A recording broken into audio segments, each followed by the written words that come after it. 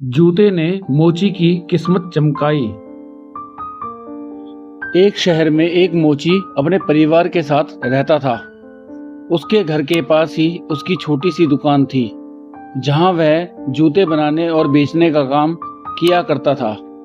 जूते बेचकर उसे जो पैसे मिलते, उससे उसका और उसके परिवार का गुजारा चलता था। वह अपने काम में निपुण था और मेहनती भी।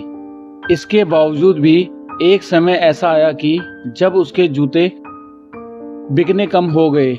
जो बिकते वे भी बहुत कम दाम पर।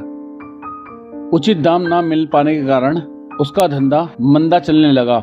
उसकी दुकान पर आने वाले ग्राहकों की संख्या कम हो गई। नतीजन उसकी जमा पूंजी समाप्त होने लगी। स्थिति यह आ गई कि घर चलाने के लिए उसे पत्नी के गहने गिरवी रखने पड़े। घर का सामान बेचना पड़ा। यह बुरा दौर उसकी चिंता का कारण बना। वह हर समय चिंता में डूबा रहता। उसे चिंतित देख उसकी पत्नी हमेशा ढंढास बांधती। देखिए, ऊपर वाला सब देख रहा है, उस पर भरोसा रखिए, यकीन मानिए सब ठीक हो जाएगा। पत्नी की बात पर वह मुस्कुरा देता, लेकिन अंदर ही अंदर चिंता में घुलता रहता। उसकी दुकान में जूते बनाने का सामान भी खत्म हो चला था। तैयार जूतों में बस एक जोड़ी जूते बचे थे, जिसे खरीदने दुकान पर कोई ग्राहक नहीं आ रहा था। एक दिन वह अपने बनाए आखिरी जूते बेचने बाजार चला गया। जूते बिक गए।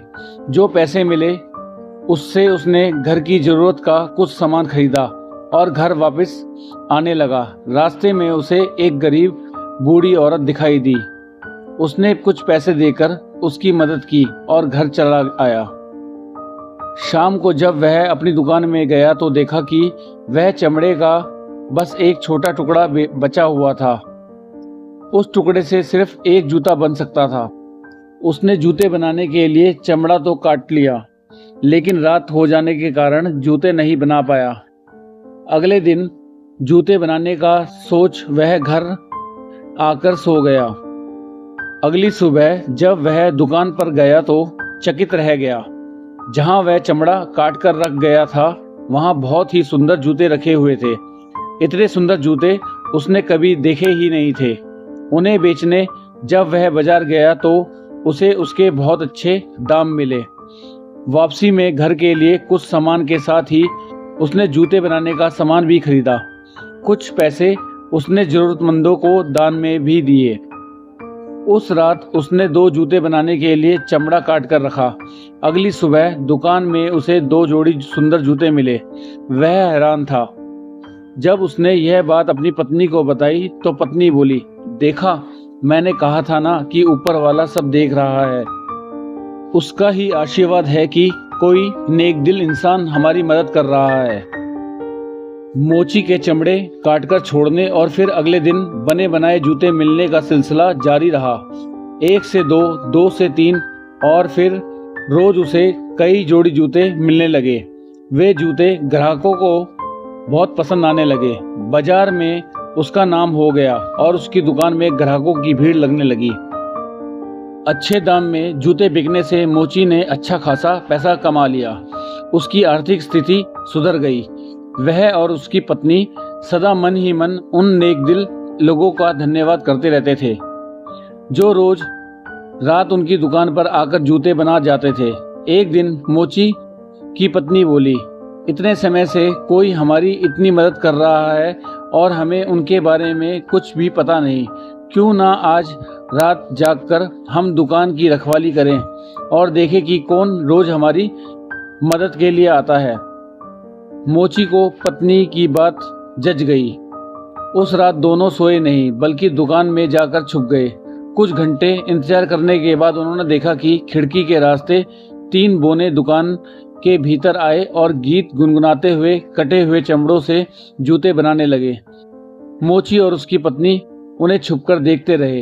रात भर मेहनत कर जूते बनाने के बाद तीनों बोने खिड़की के रास्ते ही वापस चले गए।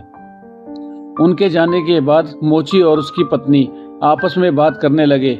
मोची की पत्नी बोली, उन 3 बोनों ने हमारी मदद की है। हमें उन्हें उपहार देकर अपनी कृतज्ञता व्यक्त करनी चाहिए। तुम ही बताओ, हमें उन्हें उपहार में क्या देना चाहिए? मोची ने पूछा। तुमने ध्यान दिया, उनके कपड़े और जूते पुराने हो चुके थे।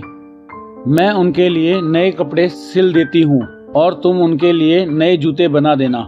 मोची मान गया। बाजार से सामान लाकर वे दोनों के लिए कपड़े और जूते बनाने लगे। कुछ दिनों में कपड़े और जूते तैयार हो गए। कपड़े बहुत ही सुंदर बने थे और जूते शानदार थे। उस रात चमड़े के स्थान पर उन्होंने दोनों के लिए तैयार किए कपड़े और जूते रख दिए।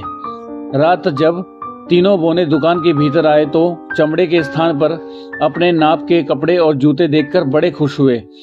कपड़े और जूते पहनकर वे नाचने लगे। उन्हें नाचता गाता देख मोची और उसकी पत्नी बहुत खुश हुए। वे समझ गए कि बोनों को उनका उपहार पसंद आ गया। उस रात के बाद कुछ रोज तक मोची ने देखा कि उसके काटे गए चमड़े दुकान में जस के तस पड़े हुए हैं। बोनों ने वहां आना बंद कर दिया था। मोची समझ गया कि बोने अब कभी नहीं आएंगे। बोनों को मोची की जितनी मदद करनी थी वे कर चुके थे। अब मोची ने अपनी मेहनत से जूते बनाने का निश्चय किया। इतने दिनों में उसे ग्राहकों की पसंद नापसंद का अंदाजा लग चुका था और हुनर की उसमें कोई कमी नहीं थी। मेहनत से वह जूते बनाने की अपनी कला को और निखारने लगा। अब उसके बनाए जूते भी बोनों द्वारा बनाए गए जूतों जैसे सुंदर थे। ग्राहकों को उसके बनाए जूते भी पसंद आने लगे। वे उसकी दुकान में आते रहे और उसकी दुकान सबसे सुंदर जूतों वाली दुकान के रूप में शहर भर में मशहूर हो गई।